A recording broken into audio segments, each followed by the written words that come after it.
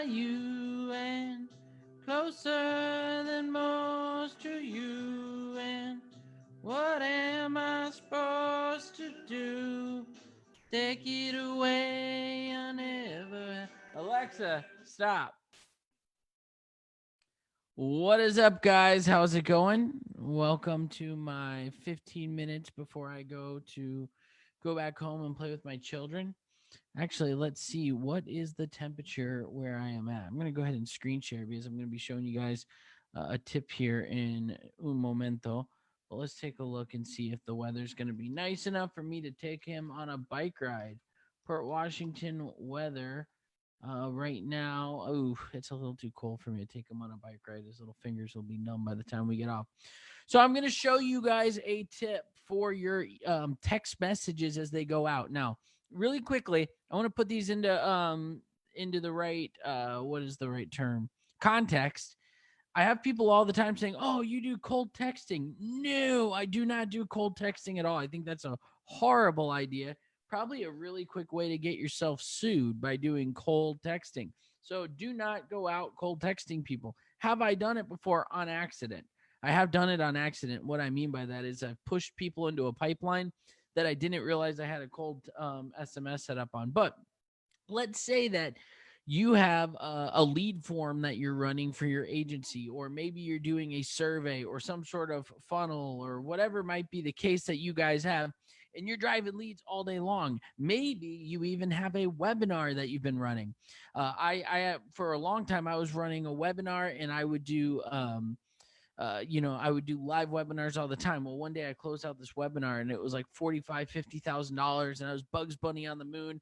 Start driving traffic through it, and sure enough, my webinar was not converting evergreen. So I started getting angry, and I started texting people, figuring out why they didn't buy. They just saw the offer, and you know what? I started closing deals via text message. So I truly believe text messaging is a super powerful thing, but I've learned a few things. A lot of times when people start off their opt-in text message, it's way too much pull the string. It sounds automated. They'll be like, "Hey, this is Rosh from Lead Carrot. Blah blah blah blah blah blah blah. You can click the link below to schedule an appointment." They don't engage with the prospect. And so one thing that I really want to try to push to people is there's two things that I recommend. Your very first message that goes out should always be, "Hey, is this first name?" That's the first thing that I recommend doing. So when a lead comes in, don't even tell them who you are. Say, "Hey, is this first name?" Imagine that you're sitting at home and you're watching TV and you're tired, and you get a text message and it says, "Hey, blah, blah, blah, blah. This is Ross, blah, blah, blah, blah." And I'm saying all these things. If you reply, what do you know is going to happen? Let's see. I'll answer your questions. SMS is meant to be in blah, blah, blah. Exactly. What do you know is going to happen? Well, you know that if you reply, you're going to get into a conversation with the person, and it's going to be, now you're committed. And if you blow them off, they know it. And maybe you actually at some point wanted to do this. So if you get a text message and it just says, "Hey, is this Ross?" Be like, "Well, who the heck is this?" My next reply is going to be, "Yeah, who is this?" And then you can move that deal off into the next phase of contact made, and you're on your way to have a conversation with them. And you can even do that right within LeadCare in your platform. Zoom makes everything slow way, way, way, way down. But in LeadCare, you can actually have two-way conversations with people and carry it on just like you would on, say, Facebook or anything like that. Now, let me go back here and share with you guys the secondary text message that you want to go out if for some reason they do not reply. Let me show you guys what you want to do. The secondary text message. Oh, actually, let me go here because it's going to be set up right here. The secondary text message that you want to go out is, "Oh, sorry, this is Ross from Lead Carrot, by the way. You had just opted in to learn about our agency sales machine. I was wondering when we could set up a demo." So this is something I'm setting up right now in regards to people opting in who have agencies who want to learn more about building their sales machine. That's what this is. But it would say, "Oh, sorry, this is Ross from Lead Carrot. You just filled out a form saying, or you just inquired about our insurance leads. Can you, when do you want to set up a demo? Or are you available at a specific time?" However you want to do that. But the point is Notice I have that delay set up intentionally. So even if they say, yes, who is this? Even if I don't get to them right away, they get this message. So I want you to think about that. Let's say it comes in and you're in the shower or you're busy or something like that, and they get that initial, hey, is this first name? And 10 minutes goes by, you log into your lead carrot account to see if they responded, and they did. And now you can see, oh, okay, well, you set up what is a message that it doesn't really matter the reply. This will still work for them. So even if they don't reply and they get that message, that's actually a good thing too, because some people might be weirded out by, hey, is this first name? And so at least by doing this, you're kind of clarifying who it is and validating who it is, if that makes sense. So I like to set up my delay that way. Hey, thanks, Josh. I like to set up my delays that way. So that way I'm really able to start moving them forward into a conversation. Your goal is not to completely automate a sale. Your goal is to get them into a conversation. See, I have this belief that marketers want to automate everything and salespeople want to close. And if you can fall somewhere right in the middle, that's where your prime situation is.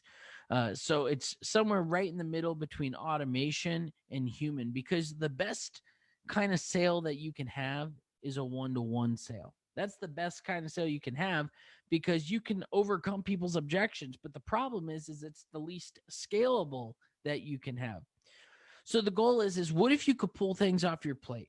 So let's say that right now you're a solopreneur, meaning you're starting your business. Maybe you have one in-office person, but you're busy, or you're just starting to grow your team, and you're at this point where you need help responding to things. Well, by setting up stuff this way, it allows you to be automating parts of your business that spur the conversations, and then you can just hop in and have a conversation with people. So that's what I recommend for your text messages. Now, email is a little different, because email, if most people realize that an email isn't going to, when they fill something out and they get an email right away, they realize that it's automated. So what I recommend is have some emails feel like they're automated and some emails be more of an indoctrination to who you are. So the text message, though, you want it to feel very human, because if people feel like a human took time out of their day to text them, they'll reply back. If it doesn't feel like a human, they won't. And so that's why I don't typically put links in my first initial text messages. Now, if you're doing this for your client, you might have to. So, like, for instance, if you are running ads for a loan officer, a chiropractor, anyone who you're scheduling appointments for them, unfortunately, you may have to have some automations that put calendars in and get those calls, even though you're going to get a little bit less volume, because people are going to feel like it was an automated thing. Um, that's why it's almost best if you have somebody who's in the pre-qualification, because somebody who's sitting there pre-qualifying, they're actually answering questions and they can do all that. That's one of the biggest reasons why in Lead Carrot we were so adamant about making a chat that you feel like you could be having multiple conversations with people, and it feels okay. So I've done a lot of texting myself and testing automations, so you can see all this stuff in here. I don't mind pulling up my own information. But the point is that you can have multiple conversations going on with people and not feel like things are getting out of control. And that's why we've done it that way. I think that that's one of the most critical features that we have. Now, one other thing I want to show you guys that I highly recommend is there's different phases. So you have your contact attempt, contact made, etc. And one other thing that you can do is set up a deal move stage. So let's say that, hey, if they get 2 to 3 days into my sequences and we still haven't moved them to a different pipeline, I want to start moving them into a different kind of sequence. And here's why. There's sequences for people who are hot and in market, and we call those pre-decision. So they haven't made a decision yet as to what deal they're going to make.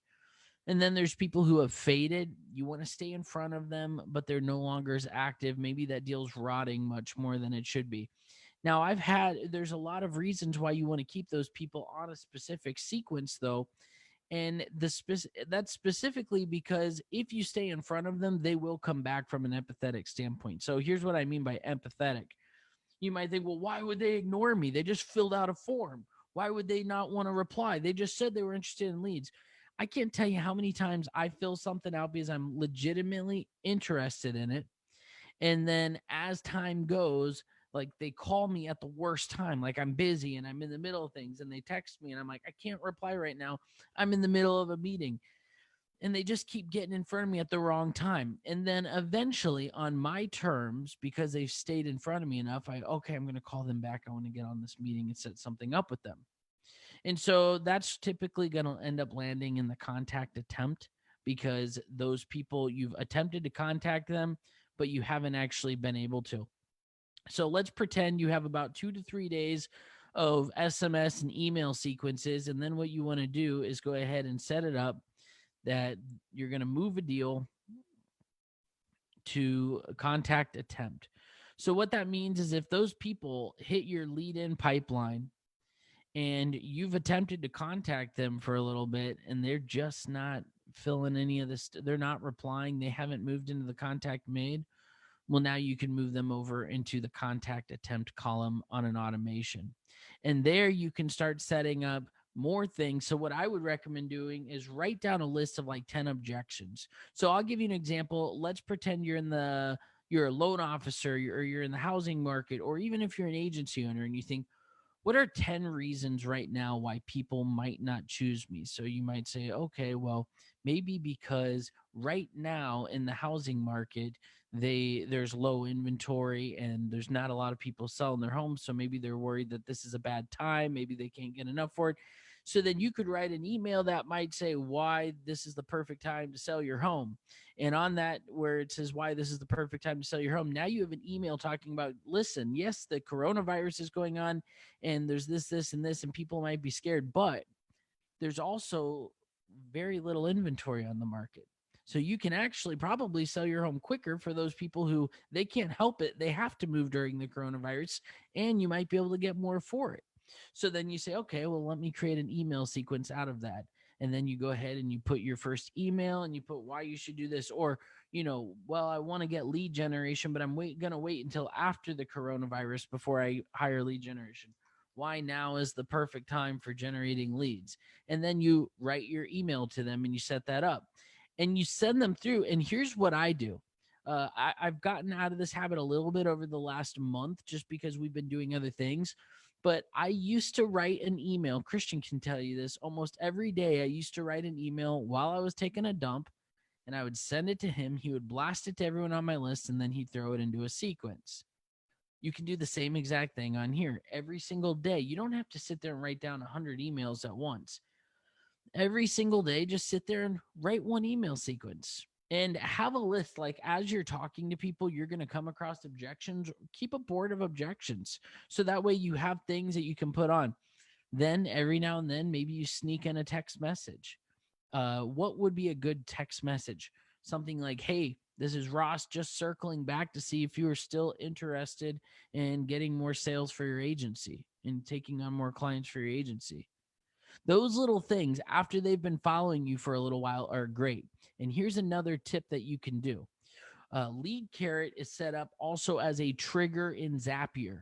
So you can set it up that when a specific deal hits a specific stage in the pipeline, it zaps that deal into a Facebook custom audience and starts retargeting them on Facebook.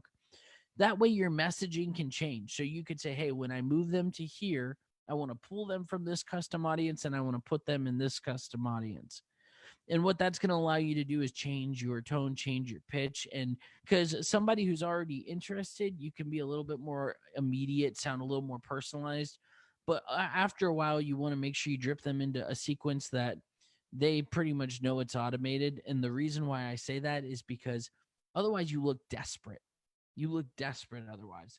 They say on average, it takes a salesperson 8 to 15 touch points to close a deal. If you have great messaging, it doesn't take that long. If you have great messaging, you can get through and pierce through much quicker. So anyways, guys, That is all on Lead Carrot. So if you guys would like those services, you can just go to leadcarrot.io and do that. And soon, probably within about 2 to 3 days, I'm going to be showing you a really, really cool new feature that we have coming. One thing I was really excited about is a couple of minutes ago, Andre called me from Lead Carrot from the developer version, because we'll be able to do your phone calls and call tracking and call recording very soon as well, right within your within the platform. I appreciate you guys. Have an amazing day. If you guys are interested in learning any more about the stuff or getting the platform to do it, you just go to leadcarrot.io. It's only $47 a month, and you can do all these cool things that I've been talking about right here. And it's so easy to set up automations. I mean, if you think about most platforms, if you want to like go figure out how to automate things, you need to understand rules. And when this happens, that happens in this setting and that. On here, it's really simple. The rule is, hey, I'm going to do this, set up an automation, and when it hits that pipeline, it's going to do this. It's really easy for the people who are maybe not as good with technology, which includes me. Okay, well, it is 5:30. I'm going to let you guys go. Hopefully you guys enjoyed that. I'll drop a link below if you want to get started. Have a great day.